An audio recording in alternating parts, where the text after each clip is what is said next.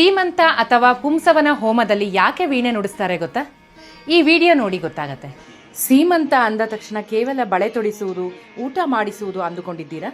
ಹಾಗಿದ್ದರೆ ನೀವು ಈ ಅದ್ಭುತವಾದ ವೀಣೆ ಶಾಸ್ತ್ರದ ಮಹತ್ವವನ್ನೇ ಮರೆತಿದ್ದೀರಿ. ಗರ್ಭಿಣಿಯ ಮುಂದೆ ವೀಣೆ ಯಾಕೆ ನುಡಿಸುತ್ತಾರೆ ಎಂಬ ರಹಸ್ಯ ನಿಮಗೊತ್ತೇ? ಶಾಸ್ತ್ರಗಳ ಪ್ರಕಾರ ಗರ್ಭದಲ್ಲಿರುವ ಮಗುವಿಗೆ 5ನೇ ತಿಂಗಳ ನಂತರ ಕೇಳುವ ಶಕ್ತಿ ಬರುತ್ತದೆ. ವೀಣೆಯ ನಾದವು ಬ್ರಹ್ಮಾಂಡದ ಓಂಕಾರಕ್ಕೆ ಹತ್ತಿರವಾಗಿದೆ. ವೀಣೆಯ ತಂತಿಗಳಿಂದ ಬರುವ ಕಂಪನಗಳು ತಾಯಿಯ ಮನಸ್ಸನ್ನು ಶಾಂತಗೊಳಿಸಿ ಮಗುವಿನ ಮೆದುಳಿನ ಬೆಳವಣಿಗೆಯನ್ನು ಚುರುಕುಗೊಳಿಸುತ್ತವೆ. ಇದನ್ನೇ ಇಂದು ಮ್ಯೂಸಿಕ್ ಥೆರಪಿ ಎನ್ನುತ್ತಾರೆ. ಆದರೆ ನಮ್ಮ ಹಿರಿಯರು ಇದನ್ನು ಸಾವಿರಾರು ವರ್ಷಗಳ ಹಿಂದೆಯೇ ಸೀಮಂತ ಅಥವಾ ಪುಂಸವನ ಭಾಗವಾಗಿಸಿದ್ದಾರೆ. ನಿಮ್ಮ ಮನೆಯಲ್ಲಿ ನಡೆಯುವ ಸೀಮಂತದಲ್ಲಿ ಈ ಮಂತ್ರವನ್ನು ಗಮನಿಸಿ. ಸೋಮೋ ನೋ ರಾಜಾವತು ಮಾನುಷಿಹಿ ಪ್ರಜಾ ನಿವಿಷ್ಟ ಚಕ್ರಸೌ ಎಂದು ಹಾಡುತ್ತಾ ಗರ್ಭಿಣಿಯ ತಲೆಯ ಕೂದಲನ್ನು ಮೇಲಕ್ಕೆ ಸವರುತ್ತಾರೆ. ನಂತರ ಅತ್ತೆ ಹಣ್ಣಿನ ಮಾಲೆಯನ್ನು ಕೊರಳಿಗೆ ಹಾಕುತ್ತಾರೆ. ಈ ಸಮಯದಲ್ಲಿ ವೀಣಾ ವಾದಕರು ಹರಿಯುವ ನದಿಗಳ ಹೆಸರನ್ನು ಹೇಳುತ್ತಾ ವೀಣೆ ನುಡಿಸಬೇಕು. ಇದರ ಅರ್ಥ ಮಗುವು ನದಿಯಂತೆ ನಿರಂತರವಾಗಿ ಬೆಳೆಯಲಿ ಮತ್ತು ಸಮಾಜದಲ್ಲಿ ಸತ್ಪ್ರಜೆಯಾಗಿ ಶೋಭಿಸಲಿ ಎಂದು. ವೀಣೆಯ ನಾದವು ತಾಯಿಯ ದೇಹದಲ್ಲಿ ಎಂಡಾರ್ಫಿನ್ ಎಂಬ ಹಾರ್ಮೋನ್ ಬಿಡುಗಡೆ ಮಾಡುತ್ತದೆ. ಇದು ಮಗುವಿನ ಮಾನಸಿಕ ಆರೋಗ್ಯಕ್ಕೆ ಅಮೃತವಿದ್ದಂತೆ. ಮಗುವು ಹೊಟ್ಟೆಯಲ್ಲಿದ್ದಾಗಲೇ ಉತ್ತಮ ಸಂಸ್ಕಾರ ಮತ್ತು ಶಾಂತ ಸ್ವಭಾವವನ್ನು ಕಲಿಯಲು ಈ ಶಾಸ್ತ್ರ ದಾರಿದೀಪ.